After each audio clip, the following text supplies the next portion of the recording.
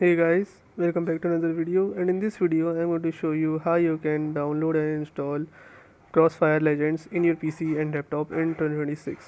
So this is a mobile game, but we can still play it in your PC or laptop. So how to do this? Let's get started. First, what you have to do is open Google Chrome or any web browser you like, and then you have to search for LD Player and then hit enter. Here you'll find LD Player, just click on it, and then here you have to just click on Windows LD Player. Once you click on this, you'll notice that it has started downloading the installation file. Once you download this, just double click on it and it will start installing. After it's done installing, what you have to do is open LD Player. Once you're on LD Player, just you have to search for Crossfire Legends here. Just type Crossfire Legends and you'll see Crossfire Legends here. Just click on install and it will start installing right away.